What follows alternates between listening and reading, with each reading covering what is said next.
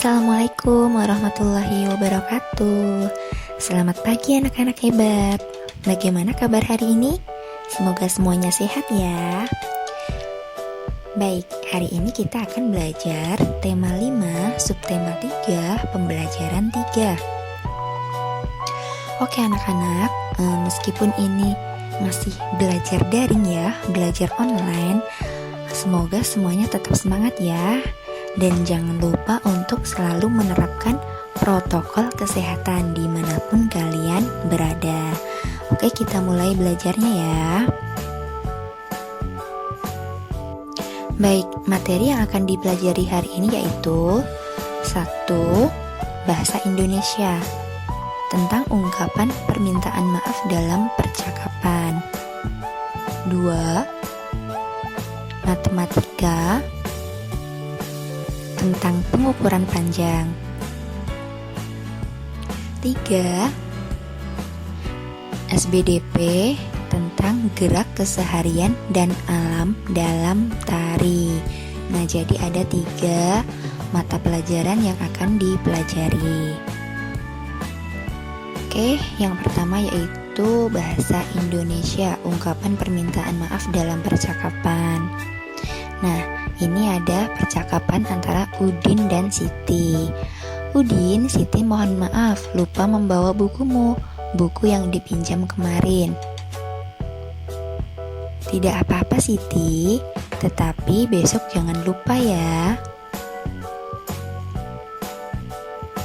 Nah, itu merupakan percakapan antara Udin dan Siti. Siti bilang meminta maaf ke Udin bahwa kalau Siti lupa membawa buku yang dipinjam. Akan tetapi Udin sudah memaafkannya dan mengingatkan Siti untuk membawanya besok. Begitu ya anak-anak. Nah, ini ada buatlah percakapan antara Beni dan Dayu, percakapan tentang permintaan maaf. Beni meminta maaf kepada Dayu karena Beni tidak dapat hadir pada ulang tahun Dayu. Beni juga mengatakan alasannya. Dayu pun memaafkan Beni.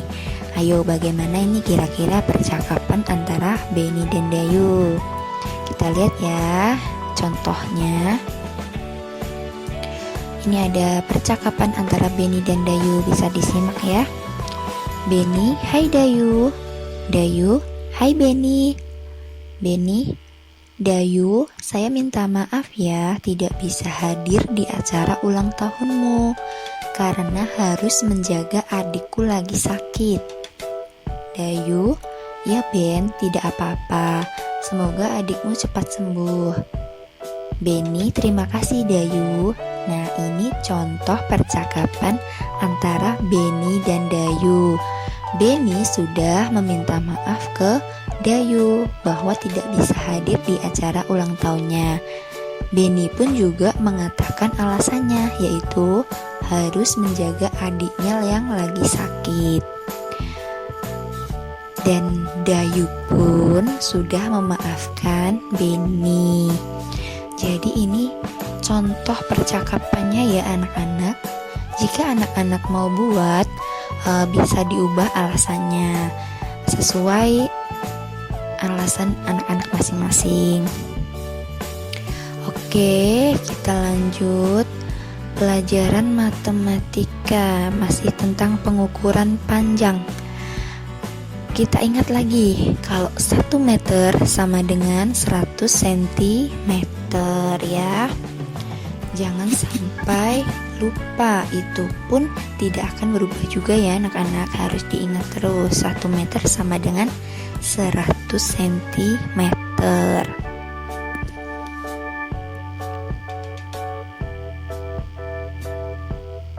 Nah, ini kita akan berlatih mengerjakan soal ya anak-anak.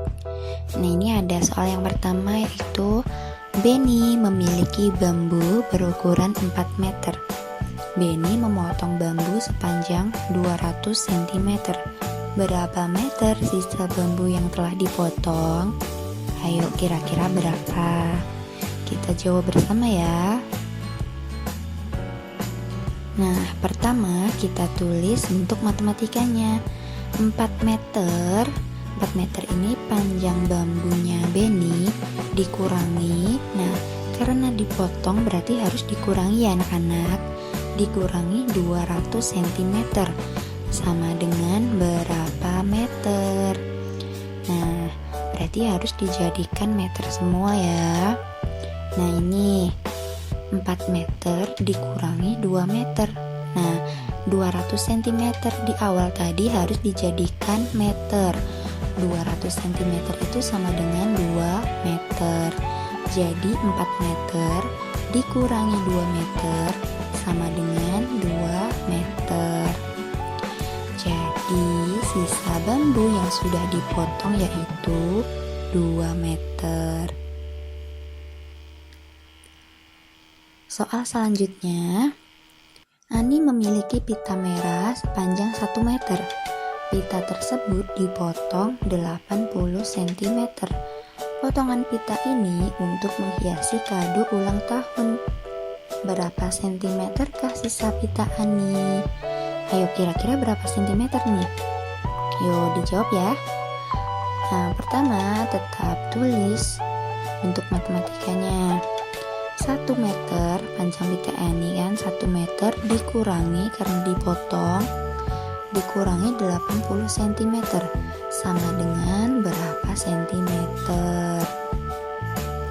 Selanjutnya 1 meter dijadikan sentimeter ya anak-anak, jadi sama dengan 100 cm dikurangi 80 cm sama dengan 20 cm. Jadi sisa pita Ani yaitu 20 cm. Begitu ya anak-anak, semoga semuanya paham ya. Mudah kan? Oke anak-anak, kita lanjut yang pelajaran ketiga.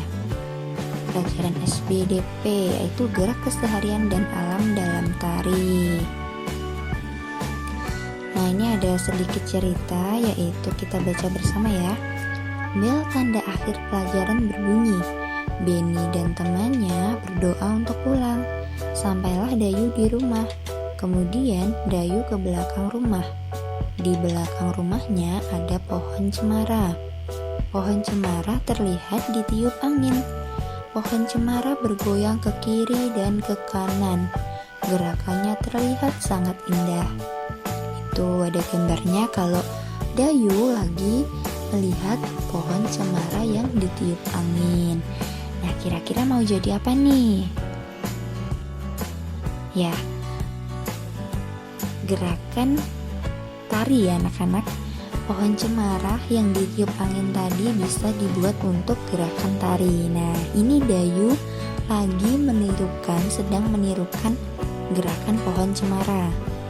Nah, yang pertama ini Dayu menirukan gerakan pohon cemara, gerakan ke kiri dan ke kanan ketika ditiup angin ya kan. Lalu gerakan berputar. Setelah itu gerakan berayun ke depan dan ke belakang.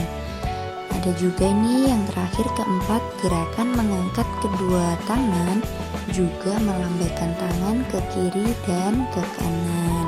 Nah, bahwa ketika kita melihat pohon cemara yang ditiup angin itu bisa dijadikan gerakan tarian. Nah, anak-anak bisa mempraktekkan gerakan ini dengan bernyanyi cemara. Ini ada teksnya, bisa dipraktekkan di rumah masing-masing ya. Oke anak-anak, sampai di sini materi yang sudah Ibu sampaikan. Semoga semuanya paham, dan apabila ada pertanyaan bisa langsung komen ya. Terima kasih. Wassalamualaikum warahmatullahi wabarakatuh.